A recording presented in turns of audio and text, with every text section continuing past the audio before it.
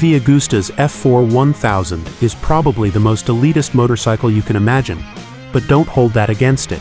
It is that way because the people behind it always wanted the F4 to be the best, the fastest, and the most desirable object in motorcycling.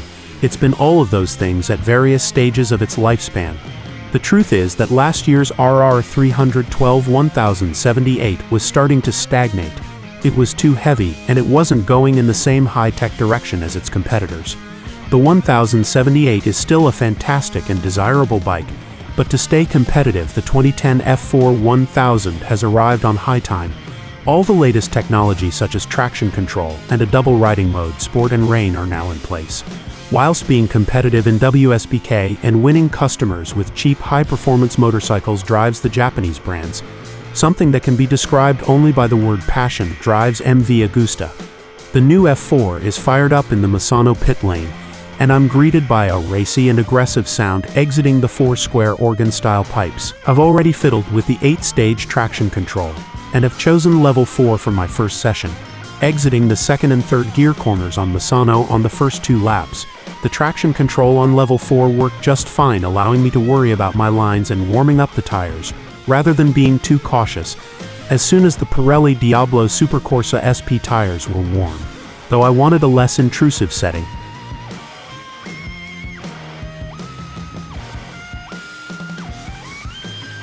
There's a lot of grip and stability in the latest version of the F4 chassis, so as soon as I had done the warm-up laps, the high level of intrusion started to frustrate me. Hence I changed down to level 2 and then 1 in my next sessions. It's only in the early and late life of the tires you really need the higher levels of traction control on the MV Agusta F4. It's also very easy to turn off the TC completely, as in reality there are 9 levels where 0 is off. When I had optimal tire grip, I got all the feedback I needed from the chassis to handle traction with my right hand. The F4 with 22 pounds shaved off its delicious lines is a whole lot more nimble than its predecessors. Directional changes from one extreme lean to the next are now more of a blast rather than a chore. The handlebar has been raised a little, which makes it easier to take the bull by its horns and make the F4 less demanding to ride. Along with a shortened and smaller fuel tank, the seat is now roomier and comfier. The fuel tank is now in a conventional 17-liter size rather than the old 21-liter, and it's made of rotational nylon, saving an additional 5 pounds of weight compared to the old one. The new 20mm longer swing arm is one of the major contributors to the weight savings. The adjustable chassis has in fact been lightened, whilst at the same time torsional rigidity has been increased.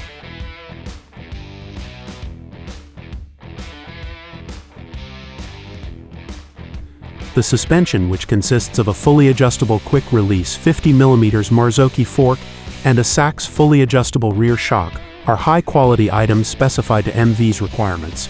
They give plenty of feedback through the corners and it's easy to feed the throttle mid-corner. I had some pretty interesting headshake moments far into third gear a couple of times, despite the steering damper. I'd have needed to stiffen up the rear shock a bit or raise the rear ride height, but no way if I would sacrifice any riding time to do that with a well-functioning track tool. With the F4's massive speed potential, only the best brakes like the Brembo monoblocks will do. The hardest braking on Misano happens on the start or finish straight, and on the back straight where speeds of up to 150 miles per hour need to be brushed off all the way down to around 40 miles per hour.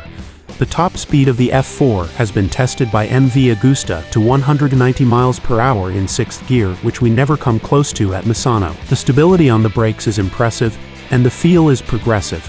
I had no problems with fade during my day in the saddle despite the fact that the new 320mm front discs are 5mm thinner than before.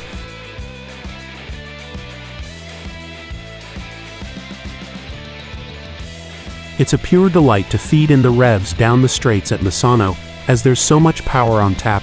The engine peaks at 186 horsepower at 12,900 revolutions per minute, with a further 600 revolutions per minute before the rev limiter kicks in. From 9,500 revolutions per minute, where max torque of 84 pound-feet has been reached, the acceleration is fabulous.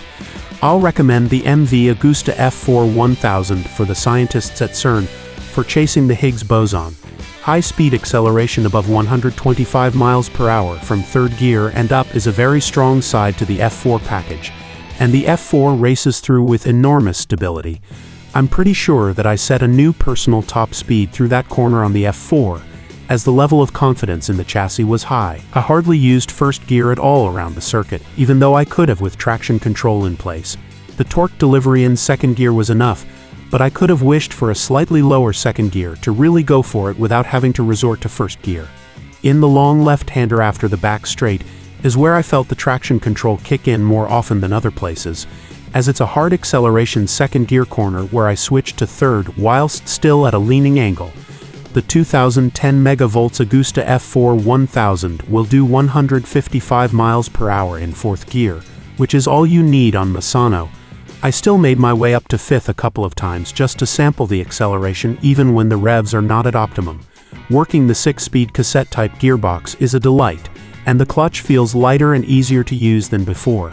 Working my way down the gearbox ahead of heavy braking areas is also easy, helped by a very good mechanical slipper clutch. The F4 keeps its line to perfection whether you're accelerating or decelerating.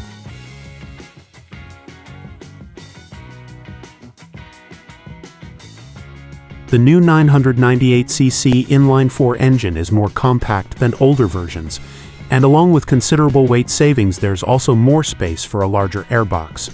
This has contributed heavily to the 186 horsepower max power figure. The new oil and water cooling is now a lot more efficient also at lower engine speeds, which many MV Agusta owners will welcome. I've had a few very warm moments riding in traffic on the old MV myself, so this is really good news. The re-engineered engine is now one that's up there with the best in all areas rather than just relying on massive power and torque figures. The 2010 megavolts Agusta F4 1000 has got huge potential, whilst the F4 RR312 1078 was at the end of its engineering cycle as far as the engine goes.